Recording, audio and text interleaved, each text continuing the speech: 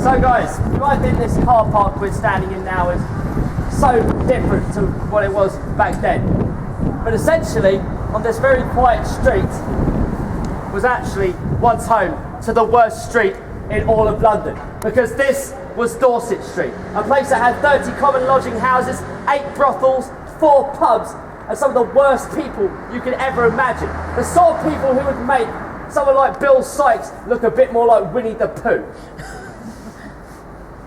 Coppers wouldn't come down here unless they were armed with pepper box revolvers. And if a rich boy at the top came down one end of the street to the other, if he made it to the other end with his life, then he was considered extremely lucky. But it was at number 26 was where Miller's Court was. And at number 13 lived Mary Jane Kelly. Now she lived here from about February 1888. And she lived here with a man you funnily enough met tonight. Her boyfriend, Joseph Barnett. Now, like Joe said earlier on, they had the odd row, what with her drinking and her selling herself to other men, but he could look past that because he adored her and tried to earn so much money so they could actually go back to her native island. But on the 1st of November 1888, he comes in from a hard shift at Billingsgate and after being accused of theft. And when he goes through the front door of 13 Miller's Court, he finds Mary Jane Kelly in bed with another woman. A massive row kicks off between these two, a very drink-fueled row. So much so that she gets a bottle of ginger beer, nearly full, throws it at Joe Barnett, it smashes the little window just there, and he storms out, saying that he's never going to go and see her again.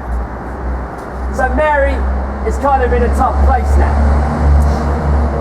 So by the 9th of November 1888, she's been scouring around trying to find some customers. By about midnight, she's gone round to the 10 Bells, which is just round the corner from here. She's gone to the Britannia that used to stand on the corner there. Still not found any customer. And by 2 o'clock, she's seen at the top of Fashion Street, just across the road, by a man called George Hutchinson. And she begs him for 6pence. But he hasn't got it, he's absolutely skint. So she decides to go off. But as she does so, a man stops her, taps her on the shoulder. They have a laugh and a joke. She decides that she's going to go off with him back to Miller's Court. But George Hutchinson doesn't like the look of this fella. Looks like he's way too rich to be living in an area like Whitechapel. And then, at 2 o'clock in the morning, in a very dimly lit and very busy area, George Hutchinson proceeds to give the best eyewitness report ever heard, probably in all eyewitness history. Because he describes the man as wearing a brown billycock hat, not too dissimilar to mine. He's wearing a long brown coat with a black astrakhan trim. He's got a waistcoat made of American cloth and a gold watch chain. He's got a cravat with a gold horseshoe tie pin in it. He's wearing black pinstripe trousers with white gaiters and black shoes. He's got a curled up moustache at the ends. He's got sunken brown eyes. Brown eyes! Very good. Or maybe he's making it up. Nevertheless, George Hutchinson apparently sees this man and Mary Kelly go off down into Dorset Street and in to Miller's Court. So he decides to wait. He waits by the gas lamp that stood just there, and he waits for 45 minutes. After that time, he's bored of waiting, and he decides to go home round the corner to the Victoria dwellings. Thing is, if he'd only waited another 15 minutes, he would have heard what Mary Kelly's neighbour, Elizabeth Prater, heard. And that was the shrill cry of murder. Let's go. So, morning dawns on Miller's Court. And Mary Kelly's landlord, a guy called John McCarthy, is getting about sick and tired of her not paying her rent. She owes 30 shillings, in fact. So 30 pence, sorry. That's just well over £1. And he's not having that anymore, so he decides he's going to send the debt collector around, a guy called Thomas Bowyer, who's known as Indian Harry, a big hulk of a guy. Guy's built like a brick privy. No one messes with him. So by quarter to 11, 10:45, on the 9th of November 1888, Tom Bowyer goes round to Mary Kelly's to pick up the rent. So first he knocks on the door. Come on, Mary, come on, it's only the sake of a few rupees, my dear. Come on, you must have the money or you're going to be out by Saturday. Come on, darling. There's no answer. But then he remembers about the broken window that Mary Kelly's been plugging with bits of rag. So he decides he's going to go over, plug the rag through, probably find her cowering underneath her bed. So he goes over to the window, plugs it through, tries the door, but it's spring locked, it won't move. He also sees that there's a table barricaded against the door. So he thinks, oh well, I know she's been using that coat as well to keep the draft out, so pull that aside, and as he does so, he stumbles back, sick, all over himself. Doesn't know what to do, so he runs back to John McCarthy's shop. And when he bursts through, he is as white as a ghost, tears streaming down his face, gibbering like a fool, shaking like a leaf. John McCarthy says to him, Harry, what did you see? What happened in there? Where's Kelly? And all Tom Bowyer could say to him is, I went to Kelly's to pick up the rent, and all I saw were bits of her lying all across the room, even saying it looked like the devil's work. What happened to Mary Jane Kelly inside that room is truly, truly awful. And it still pains me to talk about it, and I've been studying these crimes for 19 years, my friends. But I'm going to tell you, and I'm also going to superimpose the image to give you guys some insights of what happened to the poor girl. Now, Mary Kelly's face had been hacked beyond all recognition of the features. In fact, the only reason we knew it was Mary Kelly in that room, apart from the fact it was her room, was because of the colour of her hair. Her throat has been cut right down to the bone. In fact, we know this is how the killer murdered her, by taking her covers over her face to muffle her screams and then slitting her throat through there.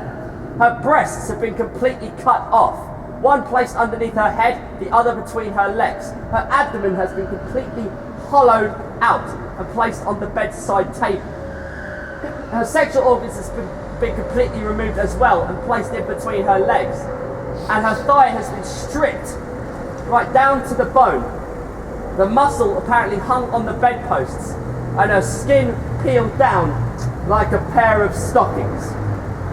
In fact, the only thing they did find in Mary Jane Kelly inside that room was her heart.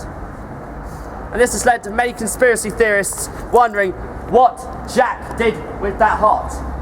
Maybe he took it away as his final trophy.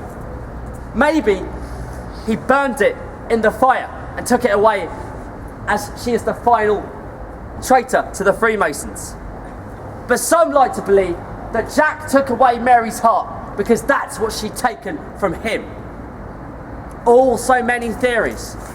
One thing we do know for fact is that after the death of Mary Kelly, there are no more murders. So what happens to him? He can't just disappear into thin air. And that's what led us all here today, to what happened to the Whitechapel murderer. Still 124 years on, there are still so many suspects of who the killer is. From butcher, baker to candlestick maker, from the highest echelons of society to the lowest in the low. I'm going to show you a few faces now of who may have been the Whitechapel murderer. So first of all, I'm going to give you probably the most famous theory in the world. I'm then going to quash it and give you something that's actually believable, who might be the Whitechapel murderer. So our story starts with this chap here. Prince Albert Edward Christian Victor, Duke of Clarence and Avondale, Queen Victoria's grandson. According to his grandmother, he's a bit thick, but he's attracted to the ladies of the East End, as he finds himself in the arms of a lady called Annie Crook, a poor Catholic girl who works at a confectioner's. Now what happens is he actually gets married to Annie Crook and has a child with her, and this don't sit well with poor old grandmama. So she has Annie Crook taken away and lobotomised. Then has Eddie taken away to Balmoral so he can't cause any trouble. But there's still trouble afoot because the maid, Mary Jane Kelly, has found herself in the East End. and has spoken to a fair few other ladies about blackmailing the government. So when she tries to do this, Queen Victoria's not having none of it, decides to send the Freemasons out to execute these traitors to the crown, led by Sir William Gull, her own royal physician. And him and his trusted coachman, John Netley, go out into the night and execute these ladies by cutting their throats and ripping out their guts in Masonic ritual. And when the last traitor is dealt with, Mary Jane Kelly, he is then dealt with accordingly. So he can't go out and kill more in a frenzy.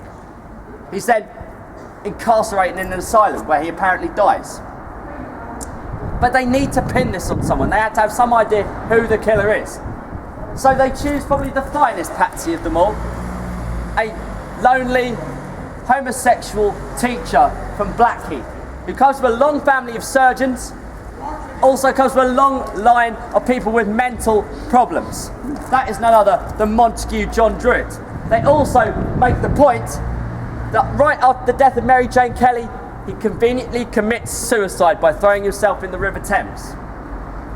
They also come across a letter that apparently says, I felt like I was coming over a bit queer and didn't want to end up like grandmama, like mama, and thought it would be better to kill myself. The perfect patsy to a perfect murder. But my friends, Montague John Druitt had no recollection really of Whitechapel. He only knew the city of London, close to where Catherine Eddowes was murdered. He didn't have any, he didn't have any training in medical activity. He was a barrister.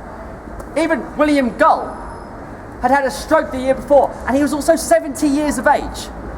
He wouldn't be able to commit those murders. He didn't look like any of the eyewitness reports. Also for the fact that William Gull died in 1890 and is buried in Thorpe-le-Soke in Essex, and you can actually go there today. Sorry guys, it is a very fanciful story, but these people aren't responsible for the Whitechapel murders. I like to look at this as a criminologist. Now, 100 years after the murders, a man called Robert Ressler of the FBI came up with a profile of who the Whitechapel murderer could have been. Said that he's probably a local man, works in the area, knows the local people, about 25 to 35, 5'7". He's got pathological hatred for women because of the fact his mother wasn't about when he was a kid. He was probably also a fantasist, but also physically strong, and worked with a blade. Now, in 2006, a photo fit was drawn up of what Jack could have looked like, and this is it. And I swear to God, if anybody says that's Freddie Mercury, I'll swing for you. But funny enough, it looks like someone we might have seen tonight, doesn't it? A man who worked with a blade as a fish porter, was physically strong from carrying crates of fish, knew one of the victims, or at least two of them, personally, grew up without a mother figure, also a bit of a fantasist, a man who apparently used to read excerpts about the Whitechapel murders to Mary Jane Kelly. My friends, this is none other than 30-year-old Joseph Barnett.